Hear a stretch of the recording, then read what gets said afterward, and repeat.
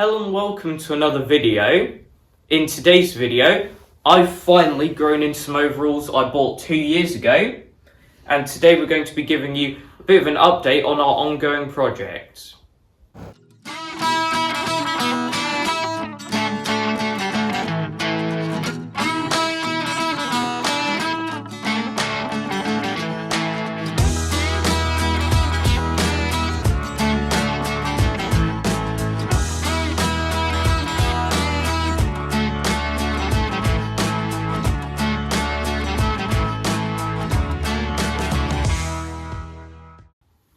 Now, our current ongoing projects include our 1960 Ride-a-matic, which you will have seen a lot of recently, and we've been doing plenty of videos about this. The Moto Standard 1010, which you may remember we paused because we found some quite challenging jobs. So in a bit, I'll tell you about how little we've done on this, and also the little Landmaster, which we got relatively recently, which we're still trying to actually understand with very little information and no parts manual or anything. So as we said when we introduced this tractor, if anyone has any information about it or knows of anyone that knows anything about these, please do let us know. That would be very much appreciated. And technically we do have a fourth project going on at the moment, which, if you've been watching my videos for years, this might have even been pre-COVID, I can't quite remember. We did actually start and do a series of videos on a 1962 Bolens 600, which was the gold model, the first thing Bolens produced, I think, after the Ride-a-matic, and the first of the tube frame series, and we stalled that because we couldn't actually find a dash tower for it. The one on it wasn't the original one, and we wanted to get an original one. We still haven't been able to find one, so that is still on pause, which is a shame because we got very close to starting the engine and then didn't. But now we will talk about our 1960 and where we are with this. You may remember about a month ago we posted a video doing some investigation into the engine from the 1960 Ride-a-matic. Now, that video was actually pre-recorded from my summer holidays, specifically mid-August, because we knew the engine was going to be a bit of a hold-up, so we wanted to get that investigated early, get parts on order, so that hopefully by the time we'd rebuilt everything else, we could kind of have the engine done and drop it in. But it hasn't quite panned out that way. Would you like to see what the engine looks like now? This is all we have of it here, which is the head, which we've skimmed and it looks nice and shiny. The rest of the engine is at an engine shop currently, not being worked on. And the reason for that is that all of the parts that we ordered for the engine back in August still haven't arrived from America. So after that engine investigation video, we did some further investigation. We took the piston out and actually discovered that was cracked. So I'm glad we didn't just try and start it up or anything as it was, because that would have just gone kaboom.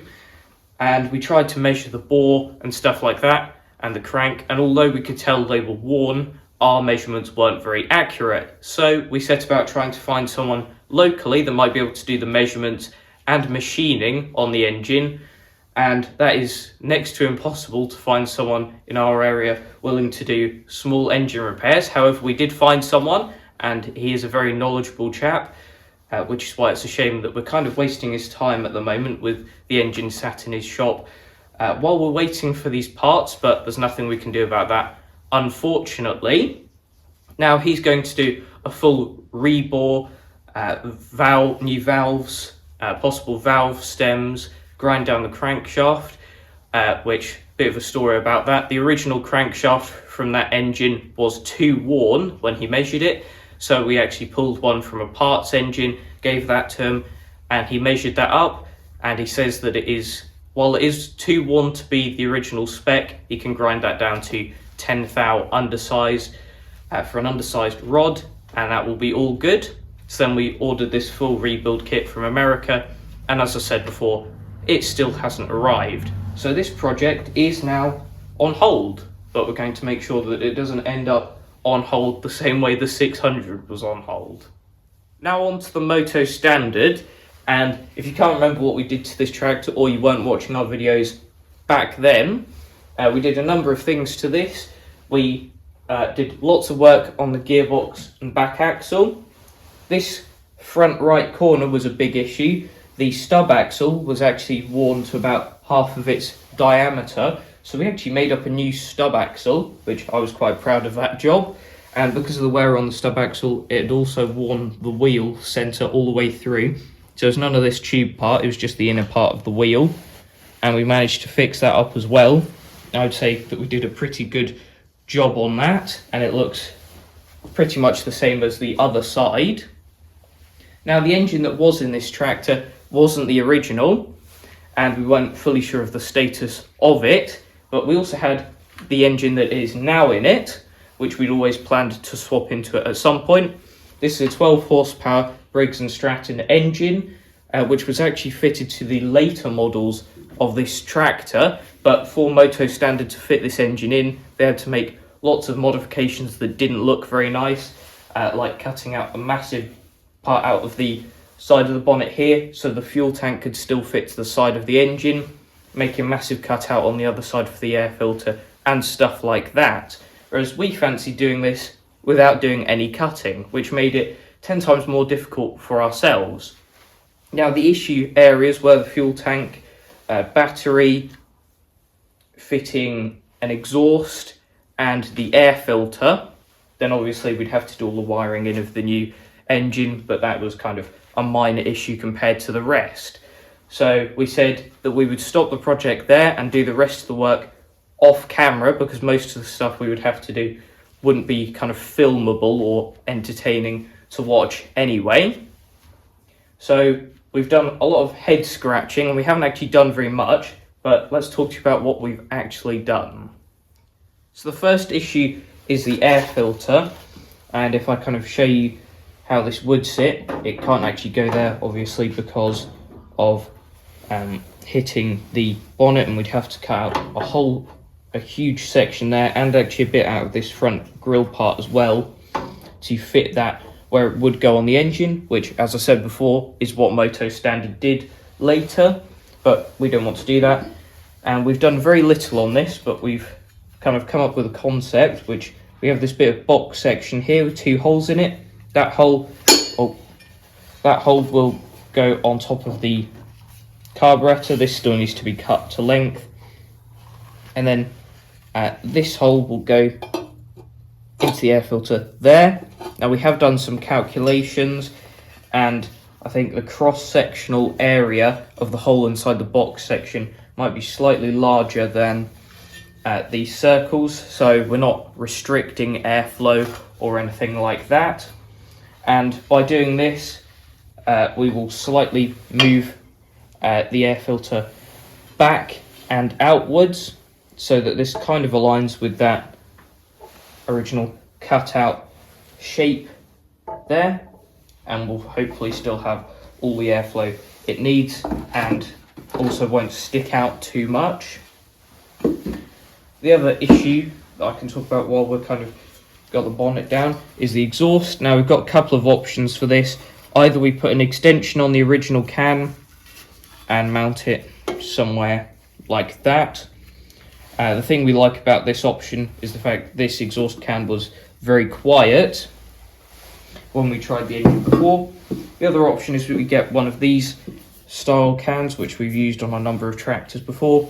Just put a bit of pipe on there as an extension and mount it like that. Obviously, we could get an infinite number of different shapes or sizes of exhaust cans probably, but I think our favourite option is this one just because it's quiet. But the exhaust will probably be the last thing that we do, seeing as it's pretty easy when it comes to executing the idea. Now, the next challenge that we talked about is the battery. Now, this is what should be in one of these. They are quite expensive and also quite a tall battery. And seeing as our plan is to put a fuel tank above the battery in this area, that wouldn't have worked. So what we've gone for is one of these alarm type batteries. which are used in fire alarms, intruder alarms, those kind of things. And we've actually made up a battery cage for this, which mounts on top of the original one and is slightly elevated to clear all of the bolts so that you can actually undo it afterwards. However, it's positioned such that we can still use the hold down points to hold down this battery. Now, we have put some insulation tape over the terminals to avoid any accidents. However, I am just going to put this bit of rubber over here while I show you what we're planning on doing with the fuel tank, which we've got this kind of aftermarket tank here, which we are planning to mount above the battery like this. We haven't fully finalised what mounting points we'll use, but probably some of the points that hold the dash on would be the preferred option to hold it around here. Now, obviously, we don't want to make this so that it's impossible to get the battery out or any of the other bits off, which is why this frame is big enough that the battery can actually be lifted up through this when the tank is removed. Obviously, we haven't made the part that holds the tank down yet. We'll have to make that such that it doesn't compromise taking the battery out. And as you can see, we've already got two locators here for the tank, so that's kind of holding it down already, but there's quite a bit more work to do on this till it's ready to go in. But those are pretty much all of the challenges and our ideas for solutions summarized. So that is the update on our current project, and we will report back on the 1960 Ride-a-matic when we get that engine back. Obviously, once we've got all the parts and it's been machined, put it all together, plonk it in and hope it works. We'll report back on the Moto Standard when we've made some notable progress and getting towards having this running and usable. We'll probably do a video on the Landmaster at some point when we actually understand how it works, why it isn't working, all of those things. That's just kind of understanding that more before then. However, in theory, we're kind of at dead end on our video series. However, we are going to do more on a video series that we introduced back in August, which is our 3 Rideamatics project, the 2 1962 Rideamatics and the 1961 that we bought earlier this year, all as non-runners. So we're going to be doing some work on those, getting them towards possibly running and a usable state. However, that means that the workshop is going to be quite crowded now. We've got 3 immobile tractors, 3 that we're working on, which are all immobile currently.